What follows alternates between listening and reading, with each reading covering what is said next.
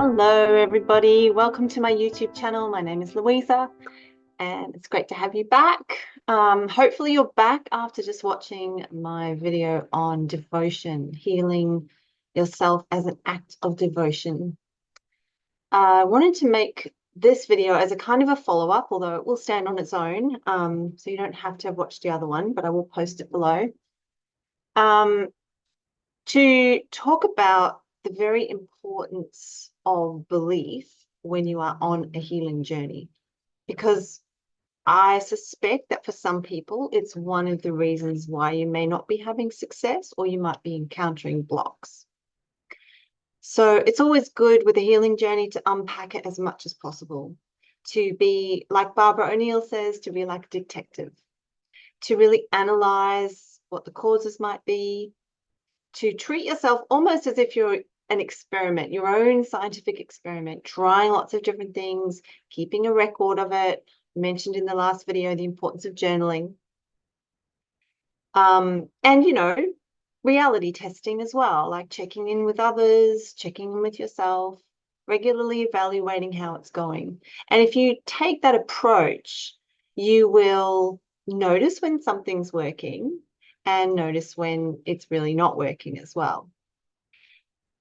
That all sounds logical and obvious. But I think what can happen to us on this planet as human beings is that our beliefs can get very muddied and distorted by the stories that we are fed about what's possible.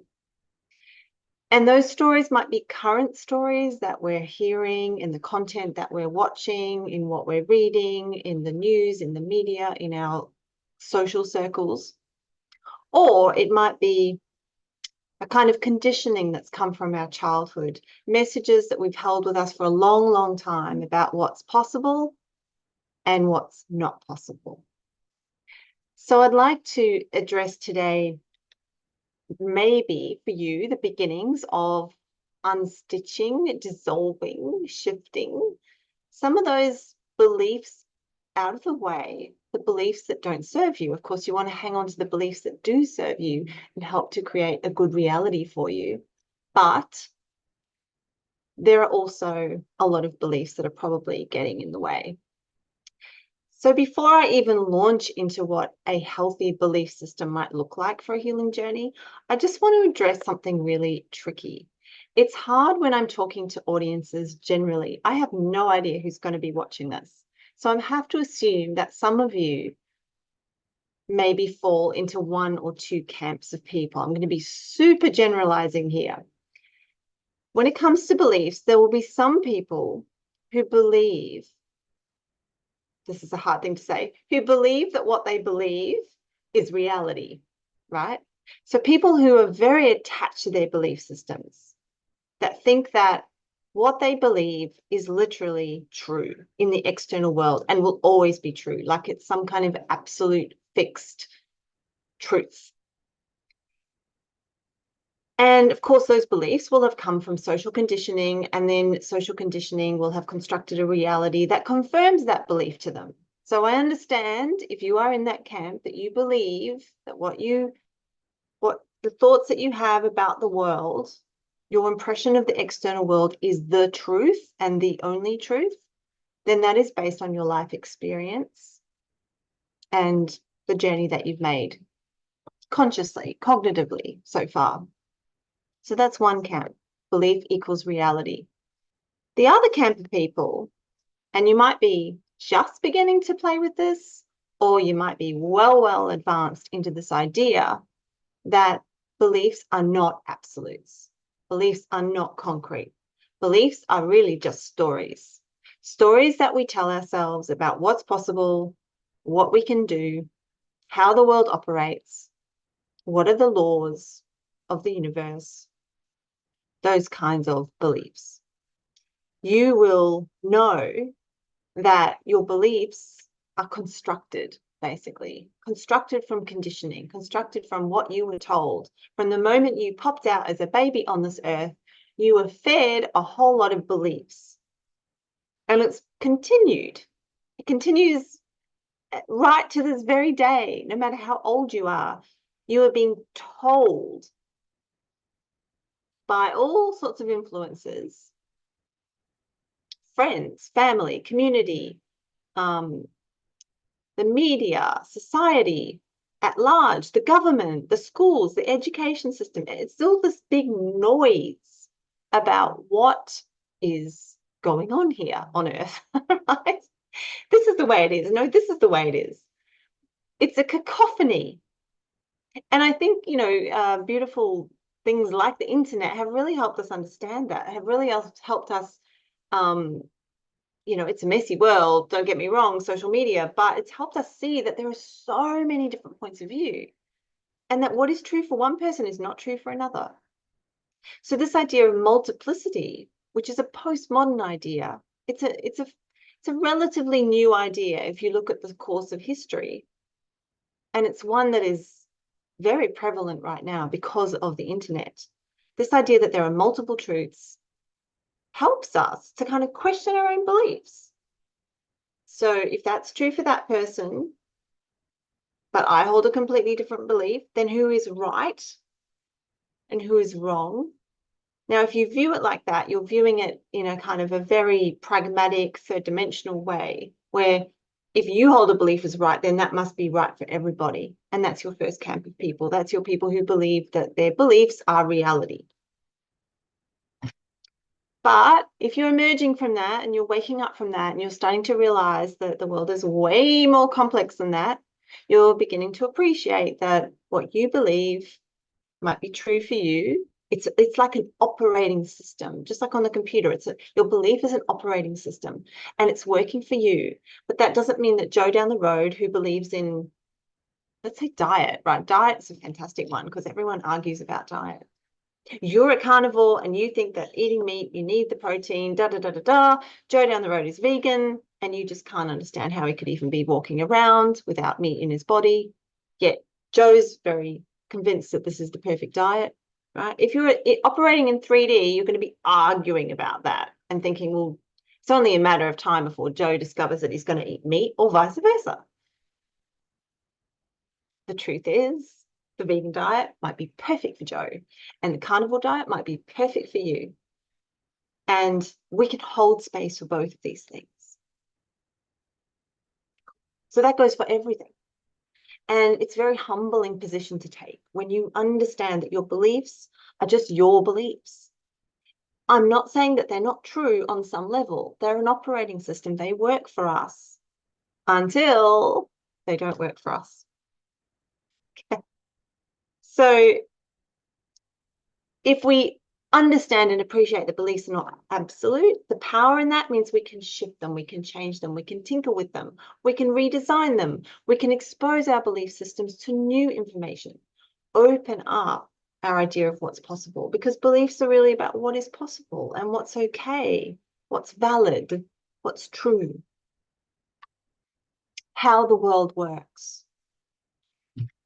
Cool. So that was a very, very long caveat, but it's important because I want to use that opening. Hopefully there's been a shift already, just listening to this idea that beliefs are just so pliable, right? And in that spirit, thinking about your healing journey, thinking about what you believe is possible for you.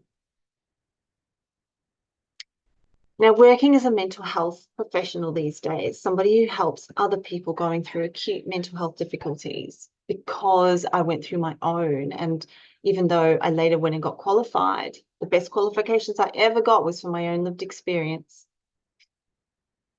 So when I see people struggling through their journeys of recovery, I can see a big difference between the people who believe that they can recover and the people who don't.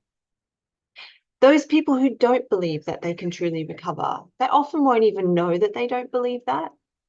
It's not, sometimes we don't quit. Our beliefs are kind of like just the sea that we live in, the sea that we swim in, like a fish. It's just all around us. It is who we are. We often don't even question it. They're just so fundamental to our identity and the way we operate.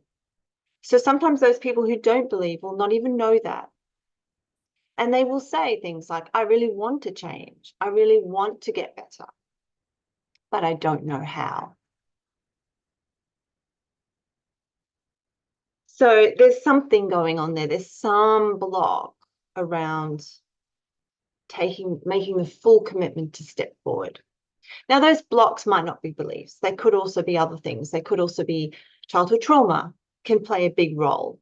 When we have unresolved pain, and I always say childhood trauma, but I don't really, any kind of trauma, any kind of really painful, overwhelming event that happened in life where we couldn't cope, where we felt we lost our autonomy, our agency, and we experienced pain in that process, that can kind of sit there as something unresolved that we still need to release, forgive, accept, integrate before we can move on with our full healing journey. But in a way, I mean, that is a part of the healing journey, right? So if we do focus on that and address it, then it'll clear the way for greater healing. So that could be a block. I'm not saying if you're stuck that it's just due to beliefs. But as I mentioned, it can be a fundamental kind of operating modus operandi that you are using without even realizing it. And this is why it's so important to ask yourself truthfully, to go into your heart, into your soul, into the depths of your very being and be 100% honest with yourself. Do I believe? Let's test these statements. Do I believe that I can heal myself? Do I believe that I can heal myself? Or do I believe that healing is possible for me? Do I believe that healing is possible for me? Another one you could try. Do I believe that my body and mind are capable of healing themselves? Do I believe that my body and mind are capable of healing themselves? Add in brackets with the right supports, right? Any of those statements will suffice to play with because some of them might not feel quite right.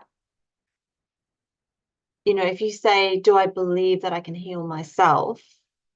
This doubt might pop into your mind like, well, no, not totally by myself. I need support and maybe I need God or the universe or the stars to align, right? Depending on your worldview. So that might not be quite the right phrase. Do I believe that it's possible to heal? That might be a good one because that opens you up to think about the quantum field and the crazy, magical, mysterious universe that we live in where there are so many stories of people who have healed. And if you've even stumbled across just one of those stories, then the answer to that question might be yes, I do believe it's possible to heal because other people have done it, right? We are, you know, with our beliefs, we still need to be very loving and accepting of our mental self, of the human Louisa that needs to understand things and needs to kind of come to her own comprehension. It's much like a child. You know, they're going to have so many questions and the mind is always inquiring. The mind is always curious. So we have to be patient with our mind self, that part of us that needs to understand the intellectual self and let it use logic and apply logic. And one of those things might be look around at all the people who have healed. I call that external validation of an inner knowing, right? So if you have a deep inner knowing that it is possible to heal yourself, and then you go in search of evidence, you will find it. You will find it. You know, I think the modern day internet has given us an interesting taste of how reality operates because we all get fed algorithmic content from YouTube or Facebook or TikTok or Instagram or any of the platforms that we're on, right? We get fed bespoke content. Even Spotify does it. My music channel, you know, feeds me exactly the music that I like. So I'm kind of operating in my own little echo chamber because the algorithms pick up what I want to know and give me the evidence or the music or the whatever I'm looking for. And reality is just like that. It will show you what you're seeking, will come to you. You will see it, you will notice it. It will be in the form of a person or a friend who makes a comment or something you see. It'll come. So, but we do need to be open to it. We have to sort of set the compass first and go, well, this is what I'm interested in. This is the direction I want to go in. And if you have decided that you want to heal, that's your compass. You've already said it. I want to heal. And then do I believe that I can heal? This is now the question that you might need to play with for a while and seek that evidence, look at that validation. Books is another, textbooks and written material and testimonials and memoirs, those sorts of things have really helped me along my path, my healing journey, to validate the logical side to me, to know that others can do it. Because what we're doing here, by suggesting that we can self-heal, okay, so what does that even mean? I guess for a moment we should just quickly define it. I'm not saying that you're just sitting down, meditating, imagining yourself to be well, and poof, magically you're going to wake up well. I'm not saying that, although I believe that's even possible. I mean, yogis and mystics in India, I've studied a bit in India and I've traveled there many times. There's some magical stuff going on in those lands and magical stuff going on in indigenous cultures and all these sorts of things. So I'm extremely open-minded when it comes to all of this, but I'm also pragmatic. I know that for the typical Western person, just sitting there meditating and poof, magic healing is probably not going to happen. I would suggest that's partly because we must be empowered in this process. We must take charge of our own recovery journey. So we have to have the two components. We have to have the belief and the intention, which is a mental attitude and an emotional, I guess you're trying to find like the emotional, how it would feel if you were healed, right? The emotion that you're after. Is it relief? Is it relief from pain? Is it a feeling of joy that you can finally do those things that you wanted to do, that you really, really want to do? Okay, so there's the emotional component. And all that stuff is going on in your inner being, and you don't have to go anywhere. You don't have to do anything to achieve that. You can spend time meditating and absorbing good information and journaling and doing all that. But you also need action. You do need to act. You need to follow the guidance that comes to you. You need to create yourself a kind of a healing program. And I talk about that in that past video on devotion, like the actual healing program, the effort it's going to take to do it. So that's the doing. And that may involve help from doctors, physicians, peers who have gone through the same thing, nutritionalists, experts, your friend down the road, whatever it is, right? It might require help. Often it will, because humans are like that. We need each other. Nothing wrong with that.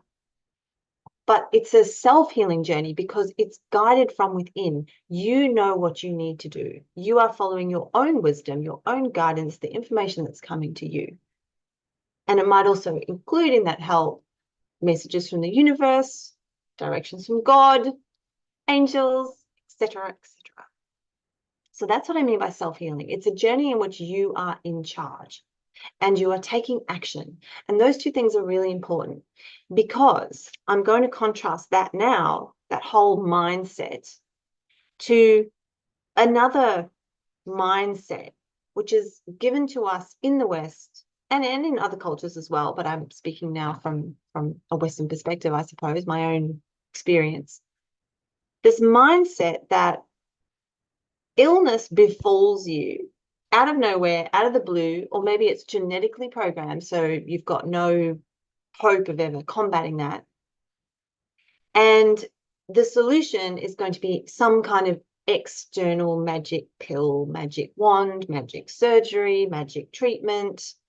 Somebody else is going to fix it for you or not fix it for you, because oftentimes the illness that you have will be something that's called chronic, degenerative, incurable, terminal, right? You'll get all these labels and ideas and prognosis of what is going to happen. And I had that happen to me, as a lot of you know, with my prognosis or my diagnosis of schizophrenia. And the prognosis was, you will never recover from this.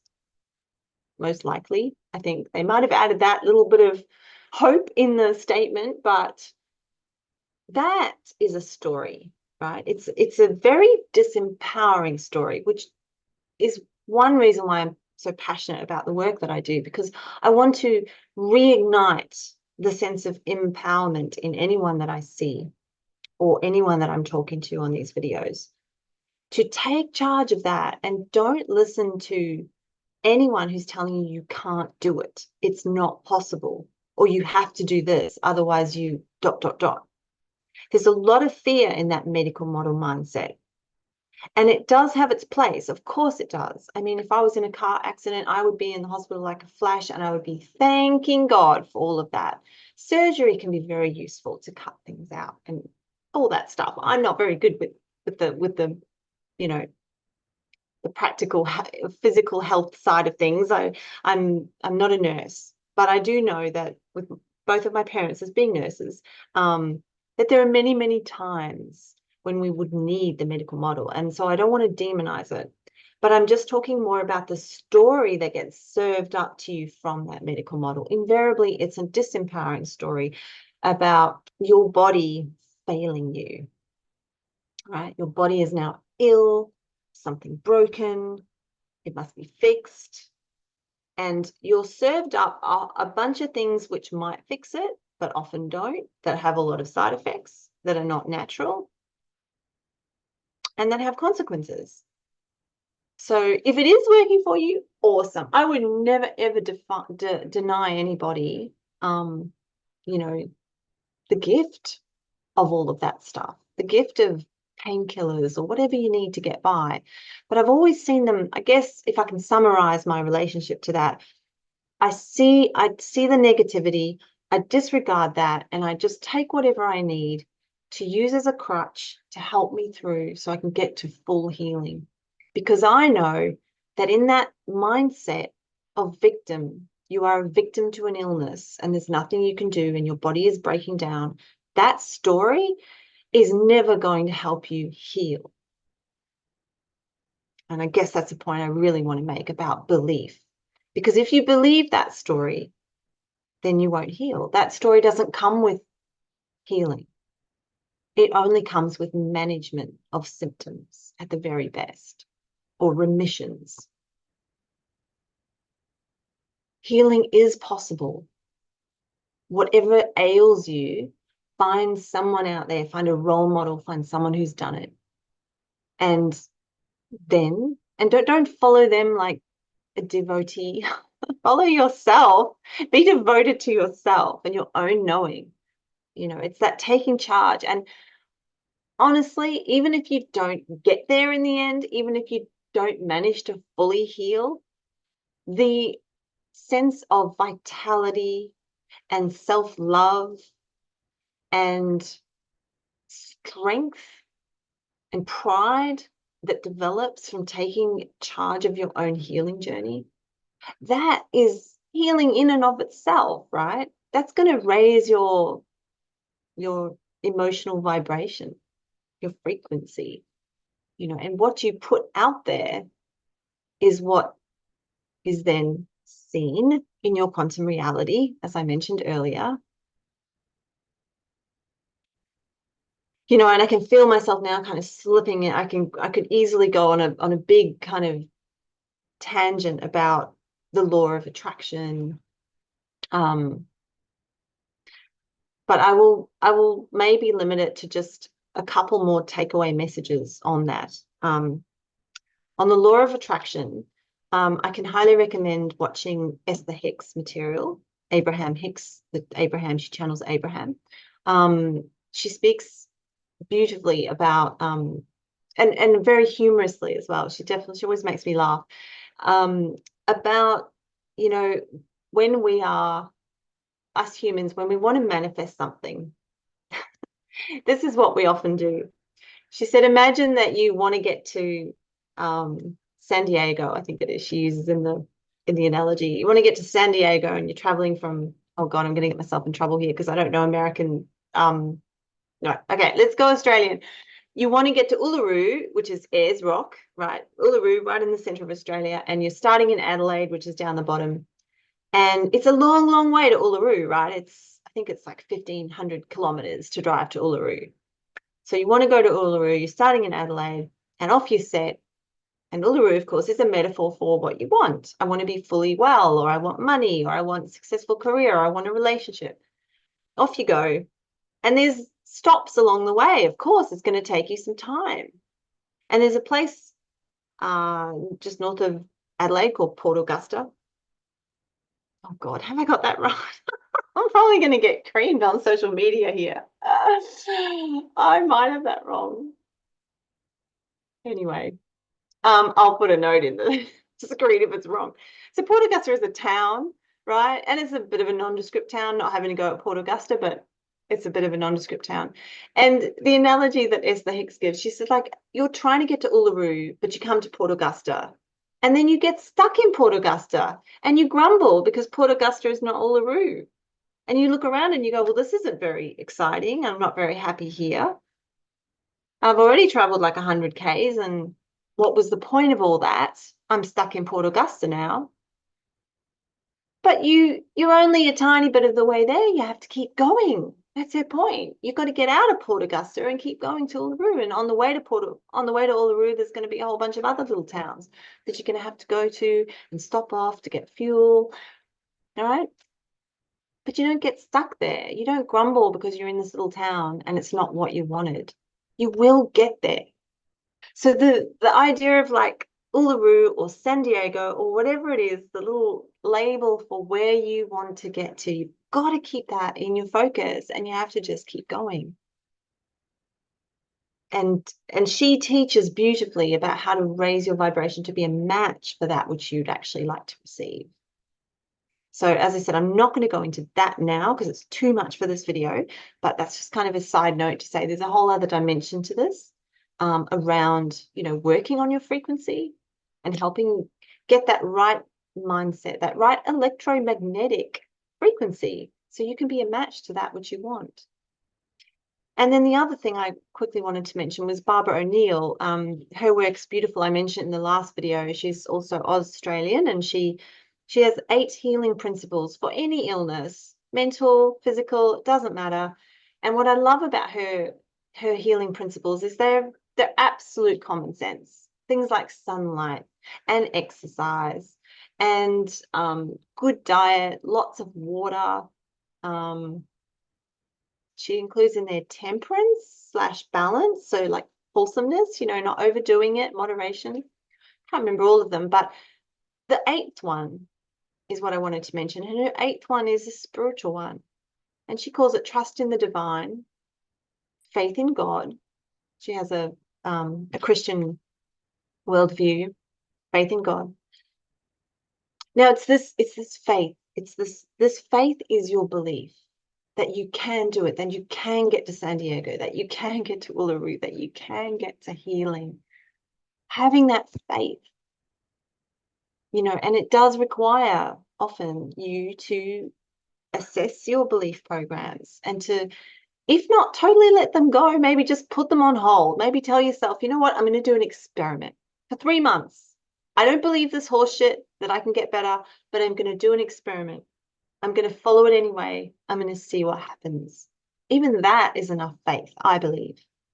You don't have to believe in God or, you just have to believe that something is possible that you haven't seen before. And let yourself open up to that. Let yourself open up to learning. Because as I mentioned before, even if you don't achieve as much as you wanted to achieve, you will have achieved learning, lots of it, and growth. And you'll encounter interesting things along the way, and it will be joyful because you're growing. And there's nothing as satisfying as that. It's so much more satisfying than just settling for a life, a doomed prognosis, a life of shrinking and constriction and pain. You don't want that, and you don't have to have that. You can heal. Just take one little step at a time and let yourself lean into that and see where it takes you. Well, I think that's probably it. Yeah, I'll be back again soon, no doubt. I'm sending you so many blessings for your healing journey. And please, if you've got any like beautiful tips to share about that, pop them in the comments below. I always finish my videos and I think of 10 other things I could have said on the topic. So you guys can fill in the blanks and yeah, make it a conversation and keep sharing and inspiring each other. All right. Sending you lots and lots of love. Namaste.